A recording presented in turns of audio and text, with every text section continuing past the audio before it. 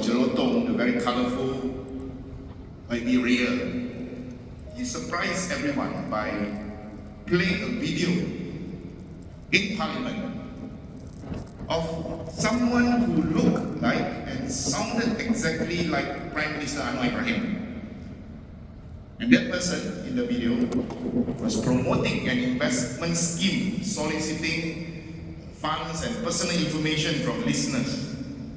Because needless to say, the person in that video was not Anwar Ibrahim, but an AI-generated video to look like and sound like Anwar Ibrahim. I think this is the classic, look like me, sound like me, but it's not me. And as a Human Resources Minister, deep down inside I have a little bit of worry when it comes to jobs. Jobs and wages are the two key issues that kept me awake for the last 8 months since my appointment, kept me awake at night. And I think with technologies like this, can you imagine? Even your regular scam workers who make scam calls to you every day, they may go out of job very soon. I'm not sure how many of you have tried ChatGPT. Can I just have a show of hands? ChatGPT. The spotlight is shining on me, so sight is not so good, but sound. Just those who have tried or they know about ChatGPT, can you just clap your hands? I think a large portion of the home, you're familiar with ChatGPT. I'm relatively familiar. My first degree was in computer science. Yeah. But I write most of my speeches. 99% of the time I write my own speeches. Then a few months ago, I toyed with ChatGPT to see whether it could produce a speech for me for an event about the late Dr. B.R. Ambedkar, the venerated author of the Indian Constitution. It was an event that I needed to speak on Dr. B.R. Ambedkar, so I tried. Maybe if I can get ChatGPT to produce a speech for me, then I don't have to write my own speech. My first prompt to ChatGPT was very simple. Write me a speech for a conference on Dr. B.R. Ambedkar. The first draft written by ChatGPT was obviously very rudimentary, and I would definitely not use that draft. And then I decided to ask ChatGPT to improve on the draft by rewriting the speech in, quote-unquote, Stephen Sim's voice. But before you judge me, I must clarify, it was just a half-hearted attempt. I wasn't even sure that there is such thing as a Stephen Sim's voice. But if I were to use a speech, definitely I would need it to be in my own voice. And to my surprise, there is indeed such a thing, according to ChatGPT, as Stephen Sim's voice. And this next iteration was much more palatable to my linguistic taste, so to speak. And then I tried again, this time asking ChatGPT to include historical events and dates, and then another round by asking ChatGPT to include views and opinions from the key Indian scholars, Amartya Sen, Arundhati Roy, etc., etc. After about 5 or 6 iterations, the draft speech was almost very close to something that I would write for myself. Caveat, on a not so good day. But it felt like my own crafted speech nonetheless. Imagine how many speech writers or document writers, researchers may lose their job because of this. But just for your information, I decided not to use that version of the speech for my Ambedkar conference. But imagine, very, very soon, when technology will so catch up, I may, and this is my concern as a human resource minister, I may even lose my own job as my own speechwriter because ChatGPT can now write better than Stephen Sim himself. The above examples are, of course, merely basic AI systems, which are by and large available for free or at a very low cost, highly accessible to the general public. Imagine more sophisticated AI softwares and systems capable of solving not only complex tasks, but also analyze trends, forecast, predict future outcomes, and then recommend best possible actions or even execute those actions independently. Of course, in Kasuma, we are also proud that we adopted and adapted AI for some of our work. For example, as part of our Rekayasa Kasuma project, Rekayasa Kasuma, or basically business process re-engineering effort, in HRD Corp, I have mentioned them as an example because they are the host today. In HRD Corp, the major part of approval for grant applications are now processed by AI, from scanning, reading, and analyzing documents to ensure compliance, to generating output to aid faster decision making on these grants application. And using AI, we have managed, under Kasuma and HRD Corp, we have managed to reduce the grant approval process from 1 week to less than 1 day.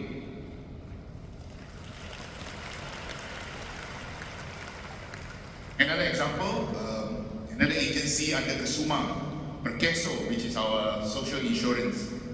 In Perkeso, we have a task where Perkeso needs to issue a guarantee letter, or what we call GL, guarantee letter, to contributors and members of Perkeso who needs to be hospitalized so that they can receive free medical treatment. It takes 3 days to issue a GL when somebody needed to be hospitalized. Today, we are piloting AI to process and execute these tasks, thus reducing the lead time from 3 days to only 1 hour.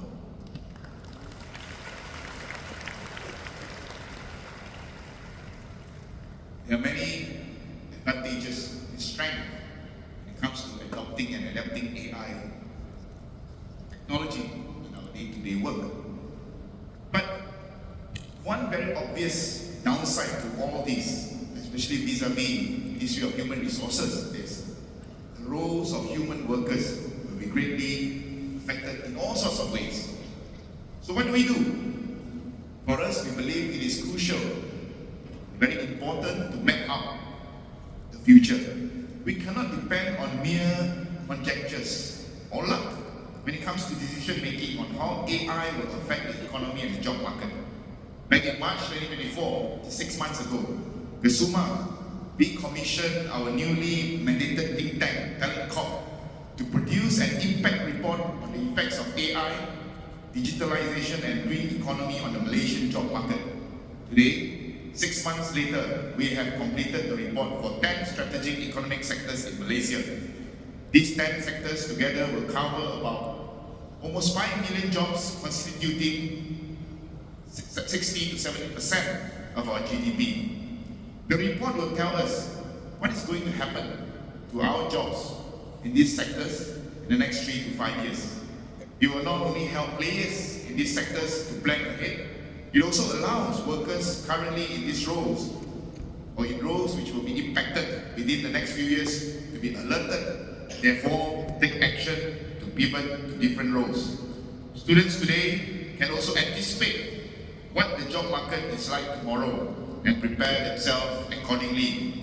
And equally, if not more important, a mapping of future jobs like this will give government decision makers visibility of things to come so that we can craft better strategies to deal with the future. Just a sneak preview of the report.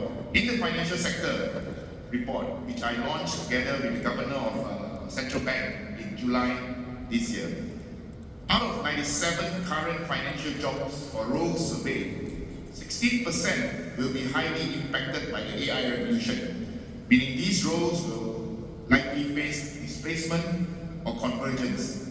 We are looking at roles such as customer service officer, investment advisory and execution analyst, direct sales agent, product sales officer, relationship managers, business development manager, credit and lending officer, investment operations and security services officers, etc. There are 75% medium to low impact roles, and then about 9% emerging roles. These are new and not commonly seen roles in the sector currently, but will gain more prominence in the near future. Roles such as machine learning specialist, integration architect, cloud engineer, digital transformation and adoption analyst, community partnership advisor, sustainability and employee well-being officers, etc. In the ICT sector, we are looking at 8% of current roles which will be highly impacted. Roles such as security operation analysts, data analysts, application support engineers, and others. And another 30% will be medium impacted roles such as data engineer, data center infrastructure engineer, network engineer, IT audit, cyber risk analyst, etc. Emerging skills in this IT sector includes emerging technology synthesis, automation management, task planning, IT strategy and solution architecture. Some of the roles which will be highly impacted in the ICT sector may actually be medium or low impacted roles in other sectors such as E&E and F&B, or they may even be an emerging sector in other areas. The report will be data-driven and industry-driven. The example or the samples I cited just now have gone through not only theoretical research, but also focus group deliberations with current industry players and industry leaders. We are looking to release the impact report within this month.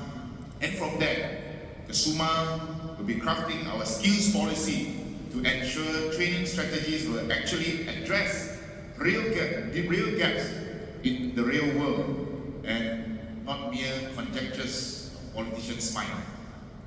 We will work together with our partner ministries, especially via the National Tibet Council, Majlis Tibet Negara, decided by the Deputy Prime Minister, to ensure skills education and training are designed to fulfill the needs of the real world. My dear friends, and in the textbook, the real world around us is constantly changing, and the rate of change is getting faster.